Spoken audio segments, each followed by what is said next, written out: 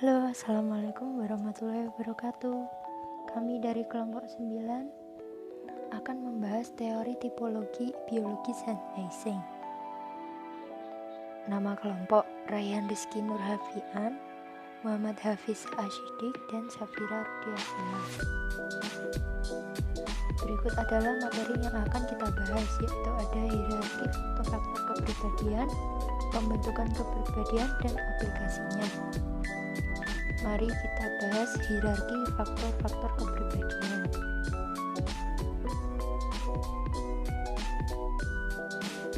Kepribadian sebagai organisasi tingkah laku oleh Eysenck dipandang memiliki 4 tingkatan hierarkis berturut-turut dari hierarki yang tinggi ke hierarki yang rendah, yaitu ada tipe, traits, habits, respon spesifik. Hierarki tinggi yaitu tipe, kumpulan dari trait yang mewadahi kombinasi trait dalam suatu dimensi yang luas. Hierarki kedua, trait, kumpulan kecenderungan kegiatan koleksi respon yang saling berkaitan atau mempunyai persamaan tertentu. Ini adalah di posisi kepribadian yang penting dan permanen. Dan hierarki ketiga, yaitu habits. Habits adalah kebiasaan tingkah laku atau berpikir, kumpulan respon spesifik, tingkah laku atau pikiran yang muncul kembali untuk merespon kejadian yang mirip. Dan yang terakhir adalah hierarki terendah, yaitu respon spesifik. Itu adalah tingkah laku yang secara aktual dapat diamati yang berfungsi sebagai respon terhadap suatu kejadian. Eysenck menemukan 3 dimensi tipe, yaitu ekstraversi, neurotisisme, dan psikotisme. Menurutnya, neurotisme dan psikotisme itu bukan sifat patologis. 3 dimensi itu adalah bagian normal dari struktur kepribadian, dan semuanya bersifat bipolar: extraversion, introversion, neuroticism, emotional stability, dan psychoticism, impulse control. Dan orang yang memiliki skor tinggi pada 3 dimensi tersebut memiliki kecenderungan melakukan kriminalitas. Semua orang berada di rentangan bipolar itu mengikuti kurva normal, yang artinya sebagian orang berada di tengah-tengah polarisasi. Masing-masing tipe merupakan kumpulan dari 9 trait, sehingga semuanya ada 27 trait. Berikut adalah 27 trait tersebut.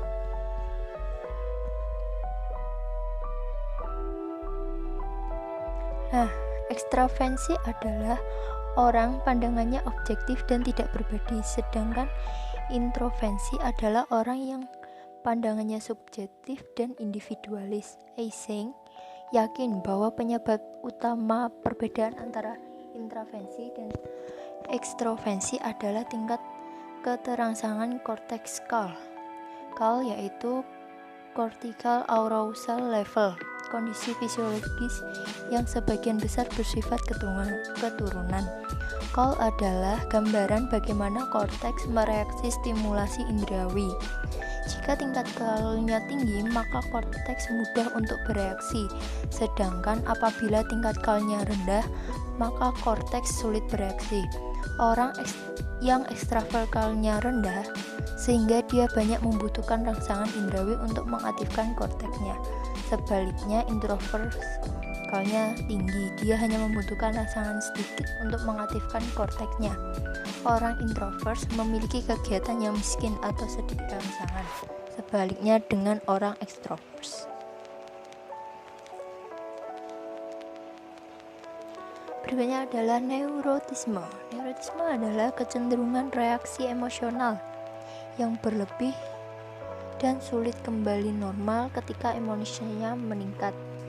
Mereka sering mengeluh dengan simptom fisik seperti sakit kepala, sakit pinggang, dan masalah psikologi yang kabur, seperti khawatir dan cemas.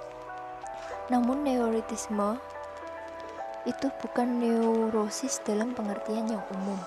Orang bisa saja mendapat skor neurotisisme yang tinggi, tetapi tetap pada batas simptom gangguan delinquen atau mengidap gangguan psikis tingkat kedua, disorders of the second kind. Berikutnya yang terakhir adalah psikotisme, yaitu apabila orang yang skor psikotismenya tinggi memiliki trait agresif, dingin, egosentrik, tak pribadi, impulsif, antisosial, tak empatik, kreatif, keras hati. Sebaliknya, orang yang skor psikotismenya rendah memiliki trait merawat atau baik hati, hangat, penuh perhatian, akrab, tenang, sangat sosial, empatik, kooperatif, dan sabar. Seperti pada neurotisme, psikotisme juga mengikuti model stres diatesis. Orang yang variabel psikotismenya tidak tinggi tidak harus psikotik, tetapi mereka mempunyai predisposisi untuk mengidap stres dan mengembangkan gangguan psikotik. Oke, selanjutnya saya akan menjelaskan mengenai pembentukan kepribadian menurut Hans Eysenck. Teori Hans Eysenck berpendapat bahwa dasar umum dari sifat-sifat kepribadian sendiri dapat berasal dari faktor keturunan, baik dalam bentuk tipe dan trait. Namun, Eysenck sendiri mendefinisikan kepribadian sebagai suatu keseluruhan dari pola tingkah laku aktual maupun potensial dari suatu organisme, sebagaimana ditentukan oleh keturunan maupun dari lingkungan. Pola dari tingkah laku tersebut dapat berasal dan dapat dikembangkan melalui suatu interaksi fungsional dari keempat sektor utama yang mengorganisir daripada tingkah laku organisme tersebut. Keempat sektor utama tersebut yaitu yang pertama, sektor kognitif atau intelijensi. Yang kedua, yaitu sektor konatif atau karakter. Yang ketiga, yaitu sektor afektif atau temperamen. Dan yang keempat, yaitu sektor somatik atau constitution. Hans Eysenck juga berpendapat bahwa semua tingkah laku yang tampak, tingkah laku pada hierarki kebiasaan dan respons spesifik, termasuk tingkah laku dari neurosis, itu dapat dipelajari dari lingkungan.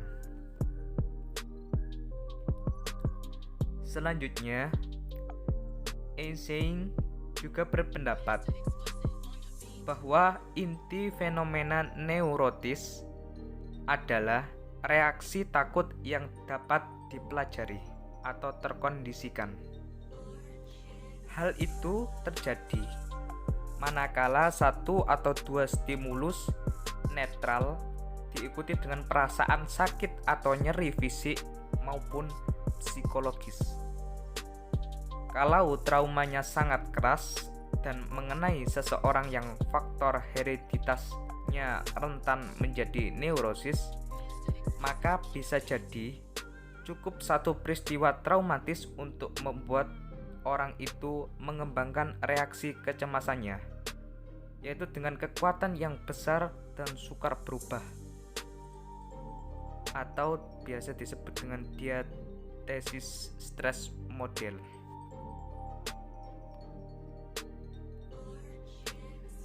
Selanjutnya, menurut Hans Eysenck, bahwa jika ketakutan atau kecemasan itu terjadi, salah satu pemicu terbesarnya akan berkembang, bukan hanya terbatas kepada objek atau peristiwa asli, Tetapi dari ketakutan atau kecemasan itu juga dipicu oleh stimulus lain yang mirip dengan stimulus asli.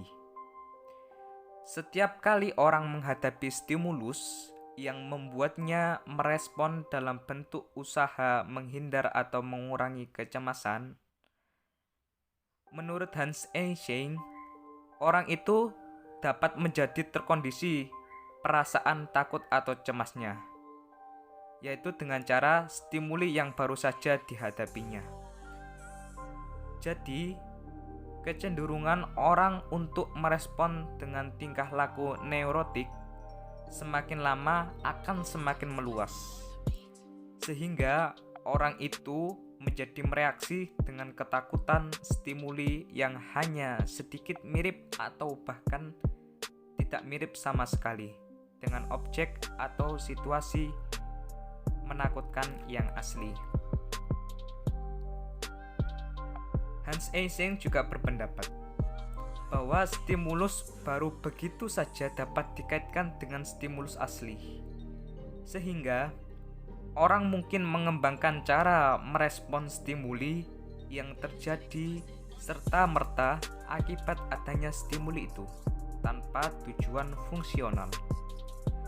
Hans Eysenck menolak analisis dari psikodinamik yang memandang bahwa tingkah laku neurotik dikembangkan untuk tujuan mengurangi rasa kecemasan. Menurutnya, tingkah laku dari neurotik sering dikembangkan tanpa alasan yang begitu jelas, sering menjadi kontraproduktif, dan semakin meningkatkan kecemasan serta bukan mengurangi dari adanya kecemasan tersebut. Hans Eysenck juga berpendapat, selain menekankan pentingnya faktor-faktor genetik, Eysenck juga mendukung terapi perilaku atau pengobatan perilaku abnormal sesuai dengan prinsip-prinsip teori belajar. Secara logika, jika tingkah laku itu diperoleh dari belajar, tingkah laku itu juga bisa dihilangkan dengan belajar pula. Eysenck juga berpandangan bahwa memilih model terapi tingkah laku dalam mengubah tingkah laku maladaptif. Eysenck meneliti bahwa dalam perbandingan antara kembar identik atau yang biasa disebut dengan monozigot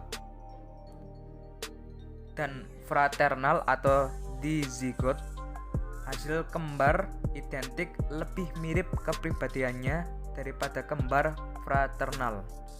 Bahkan ketika anak kembar identik tinggal bersama orang tuanya yang berbeda. Penelitian tentang anak adopsi juga menunjukkan bahwa kepribadian mereka lebih mirip dengan orang tua biologisnya daripada orang tua adopsi mereka, walaupun mereka tidak mengenal orang tua biologis mereka.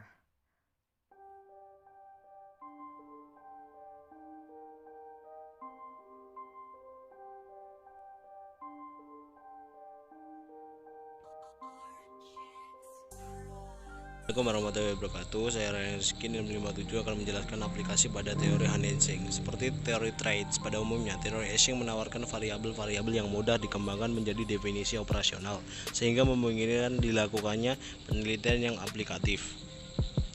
Pada metode analisis faktor tradisional, peneliti langsung saja menyusun seperangkat alat ukur yang meliputi seluruh ranah penelitian. Dengan harapan analisis faktor nanti akan mengungkap latar belakangnya. Analisis kriterion dari Eysenck mengharuskan peneliti mulai dari pengembangan hipotesi mengenai spesifikasi variabel latar belakang yang akan diteliti, baru kemudian menyusun seperangkat alat ukur yang dirancang untuk mengungkap faktor-faktor yang dihipotesiskan itu. Responden yang diteliti sekurangnya 2 kelompok yang mempunyai perbedaan tingkat. Kelompok dengan tingkat kepemilikan variabel yang berbeda itu disebut kelompok kriterion, dan analisis faktor melibatkan kelompok kriterion tersebut disebut analisis kriterion. Membandingkan skor dua kelompok yang diduga mempunyai kualitas yang berbeda dapat dipakai untuk menganalisis sensitivitas item tes yang pada gilirannya akan menghasilkan pengukuran trade secara valid dan reliable. Di antara instrumen-instrumen yang pernah dikembangkannya, ada 4 inventory yang pengaruhnya luas, dalam arti dipakai oleh banyak pakar untuk melakukan penelitian atau untuk memahami klien, maupun dalam arti menjadi ide untuk mengembangkan tes yang senada. Mode Personality Inventory (MPI) mengukur E dan korelasi antara keduanya. Async Personality Inventory (API) mengukur E dan E secara independen. Async Personality Questionnaire (APQ) mengukur E and P merupakan revisi dari EP, dan EP hanya mengukur E dan N masih tetap dipublikasikan. Async Personality Questionnaire Revise (APQ-R) revisi dari APQ.